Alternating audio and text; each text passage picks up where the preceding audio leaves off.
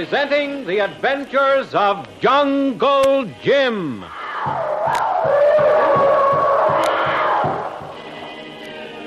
The Adventures of Jungle Jim, broadcast weekly over this station, are dramatized from the full-color action pictures to be found in the Comic Weekly, the world's greatest comic supplement that comes to you each week with your Hearst Sunday newspaper. Join the 11 million adults and the 6 million youngsters who enjoy the world's greatest comic and adventure pictures by the world's best artists, featured in every issue of the Comic Weekly, which comes to you with your Hearst Sunday newspaper. Jungle Jim finally accepts a new assignment from the Intelligence Service of the Army to investigate possible bases an enemy power might have in or near the Caribbean Sea. The only evidence of such secret bases is the presence of small submarines with a limited cruising range, which have been sighted but not recognized as belonging definitely to any one nation. While the authorities are disturbed by the presence of these strange craft with world conditions as they are, nothing can be done about it officially. Hence, the request to Jungle Jim to quietly investigate the matter and furnish the evidence on which to act. Jim and Kitty St. John have left the canal zone and are now winging northward in a flying fortress to Puerto Rico, where Colonel Cripps is awaiting Jim with all the information both Army and Navy intelligence have been able to gather up to this time. Looking down at the ocean, Kitty spots a strange shadow in the water. Jim recognizes it as a submarine. It's a submarine, Kitty. Maybe it's the one they're looking for. Well, even if it is, all we can do is look at it. What luck. If this were a flying boat instead of a land plane, we could go down and investigate. Maybe we could finish up this case right here and now. But we can't, so what's the best thing to do? I wonder if Captain Chandler has seen it yet. Lieutenant Foley. Yes? Is Captain Chandler about? Yes, sir. He's up on the navigation deck. I'll call him for you. No, thank you. Nice quiet trip, Mr. Bradley. So far. Yeah, it's always one way or the other over the sea. Quiet as a mill pond, or the kind of weather that makes you wish you were not in the air. I've heard that these Caribbean storms are bad news. Hello there. Well, how are our passengers enjoying the trip? Hello, Captain. Miss St. John just sighted a queer shadow below, and my guess is that it's a submarine. Might be the very one that we'd like to know more about. Oh, where is it, Jim? To our left. We've just passed over it. Swing over, Mr. Foley. See if you can pick her up. Thank you, Jim. We certainly want to get a look at that sub if possible. Let's go down to the observation bay. Foley, tell the radio officer to try for an immediate contact. Of course, it could be one of our own subs, couldn't it? Well, if it is, we'll have them on the radio almost immediately. There it is, Captain. Yes, you're right, Jim. It is a sub. No mistake about that. They're coming up. Isn't it small? Well, not so small, Miss St. John. You see the altimeter? We're a mile and a half above the sea. It's still half submerged, but they're coming up all right. Can they see us? No, subs can only observe on the surface. The air is a blind spot for them. That's why under actual combat conditions, they're as much at the mercy of a plane as a fish is at the mercy of a gull. And they can't hear us until they're on the surface. That's right. Well, there's the number. Why, say, that looks like it'd be... Why, that could be one of our own. Yes, that is one of the serial numbers we're using, Jim. If it's one of ours, they'll answer our radio immediately, and then we can be sure. Oh, just our luck. It would be a United States sub when we're looking for another one. That's true. But you never can be sure, Jim. That's why we use the radio for all these times like this. Now, if it is a sub other than our own... Oh, here he is. Captain Chandler. Message, sir. All right, Sergeant. Here, let me have it. Yes, it's one of our own fleet, Jim.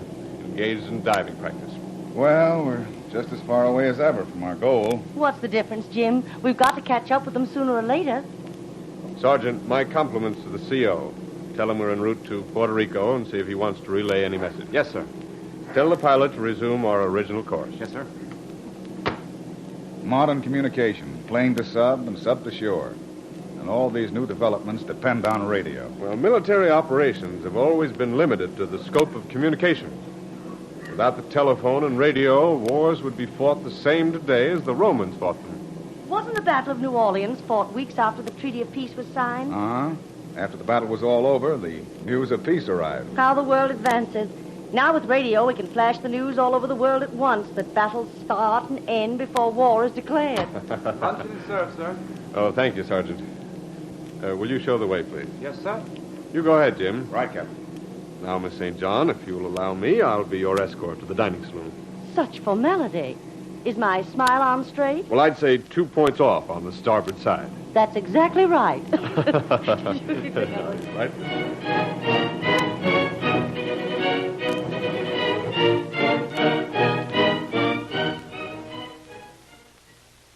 While Jim and Kitty are winging northward to Puerto Rico, the Navy patrol planes are crisscrossing every square mile of the Caribbean, on the lookout for any more signs of the supposedly hostile submarines. This is dreary work, as 1 million square miles of open water must be gone over and scrutinized carefully from hundreds of planes flying at fairly low altitudes. We pick up one unit after another of this vast flying group that now performs as the eyes of the fleet. Flight 11, Lieutenant Thompson reporting from Area 6. Come in, Flight 11. What is your report? Have made all contact points. No sign of Objective 6. Sea is very calm, weather perfect, visibility unlimited. Have gas enough to last 1/2 hour more than schedule. Okay, Flight 11. Continue on plan for area number 6. That is all.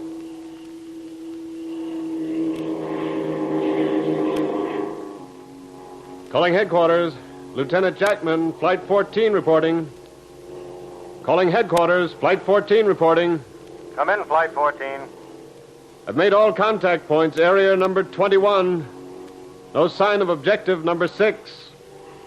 Due to finish patrol in 5 minutes, we'll then return to base. What is my position? Tune to 55.10 megacycles and return on beam. 55.10 megacycles. Okay. See you in a half hour. That is all. Signing off.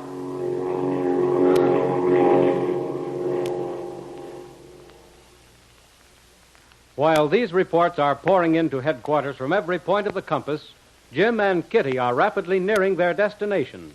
The flight in a flying fortress, one of the newest weapons for hemisphere defense, has been a revelation.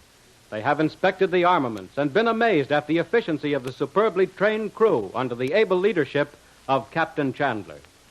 Now, for amusement, they're all in the radio section listening in on routine communications between the patrol planes and the carrier from which they have taken to the air.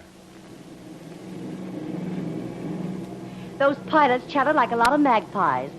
Pilot number this and report number that. Yes, Miss St. John, with us, radio is a serious business. Oh, I didn't mean to belittle them, but it sounds all the same to me. Well, those numbers are code for, well, most any sort of meaning.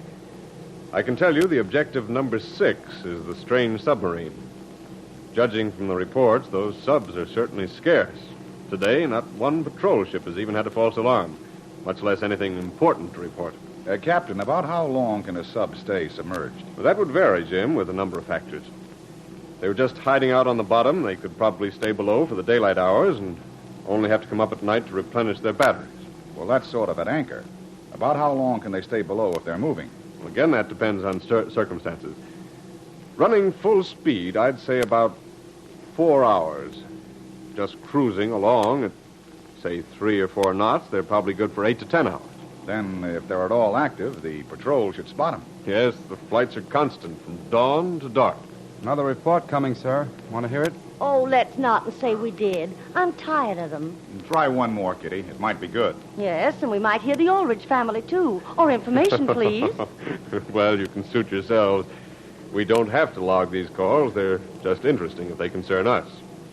Flight number 33, urgent report, come in headquarters. Flight number 33, urgent report, headquarters, come in. Come in, 33. What's up? Objective number 6 is in sight in area 59. I'm positive it's the type of sub we're seeking. I've been following it for about 5 minutes now. It's cruising just below the surface, and the periscope is exposed only a few feet. See, Jim? Switch to your key. Send your flight number continuously. We want shore stations to check your position. But don't lose sight of objective number 6. Yes, sir. What'd I tell you, Kitty? You never know. Boy, oh boy, I wish we were inside of that pilot right now. Oh, not so fast, Jim. What could we do? Nothing but what he's doing. Let's report our position to shore stations, and they'll figure out his position by radio compass. But why can't we do the same thing? Find out where he is by the signals he's sending. Well, we haven't the complete equipment for that, but our antennas are loops, and we can get the general direction it's coming from. Sergeant, where would you say he is? The loops are NWSE, sir. Northwest, southeast, sir. Yes. Flight 33, keep pounding that brass. One shore station has you, just waiting for the other to come in any moment. Have you still got objective number 6 in sight? I sure have, but I'm standing on one ear in a continuous bank to do it.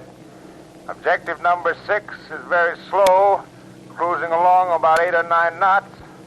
Just enough for the periscope to ripple a tiny wave. Keep it under observation and continue your flight call on the key till further orders. How far away could he be? Oh, I would say between 200 and 300 miles southeast of her, sir. Well, let's see the map. That would make his position somewhere in this neighborhood, right in a nest of small reefs and uninhabited islands. Yes. One could hide 100 subs in and around that group of atolls. Yes, and if they didn't come out too often, it might take a month of Sundays to find one. Flight 33 reporting. Come in, headquarters. Keep that key going, 33. We've only got one leg of your exact position. Had to come in. Sub changed course and veered south toward a group of 4 islands. But my exact position is not quite necessary. These islands are laid out like a 3-leaf clover. 3 round ones close together, and the 4th is a long one exactly like a stem. Okay, but keep on that key anyway. The old man wants exact position readings on all contact reports. Did you hear that? A group of islands shaped like a 3-leaf clover. Why, even I could find those. Yes, Jim, but that sub is only heading toward the group. It could change course again, you see. Let's keep listening. Maybe he'll have some more to tell about it. We're tuned in on him. He's still sending his flight number in Morse for the radio compass calculation. Flight 33, headquarters calling. Come in, headquarters. We've got your position. What is your report now? No change from last. Still following course of objective number 6. And it seems definitely headed for the group I described as Clover. Only trouble is I've overstayed my time on this patrol. How much gas have you got? Oh, not too much. Just switched to reserve tanks. About 1 hour. Okay, you'd better return. Don't want to get your feet wet. Signing off. Flight 33, Area 51, returning to base. Well, that's the end of that report. But maybe that pilot did locate the nest of these sea hornets. I wouldn't be a bit surprised if he did. And here's hoping, Jim, that you smoke them out soon. Thank you, Captain Chandler. I hope it's as easy as you make it sound. It never is, Jim. No, I suppose not, Kitty. Puerto Rico dead ahead, sir. We'll be landing in a few minutes. Thank you, Sergeant. Well, Jim, this is the end of the journey. The end of one for you, Captain, but the beginning of one for us. What does it look like from the air? Say, there's a mountain range off in the distance. Yes, Miss St. John, those are the mountains of Puerto Rico. Well, it's time now for safety belts. We'll be in just a few minutes. Okay, Captain. Here we go.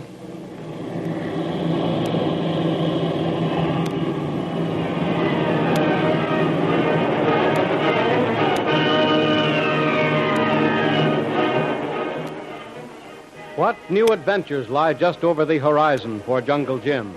What new surprises are the enemies of hemisphere defense preparing that Jim must ferret out? Don't miss the next exciting episode of The Adventures of Jungle Jim. Remember, you can follow these adventures in the full-color action pictures to be found in the Comic Weekly, the world's greatest comic supplement containing the best full-color adventure and comic pictures. Remember, no other comic supplement can give you the top names of Cartoonland, like the all-star favorites to be found in the Comic Weekly. The whole family follows the fun and frolics of Jiggs and Maggie, the Little King, and the immortal Donald Duck, as well as the exciting adventures of Jungle Jim and Flash Gordon.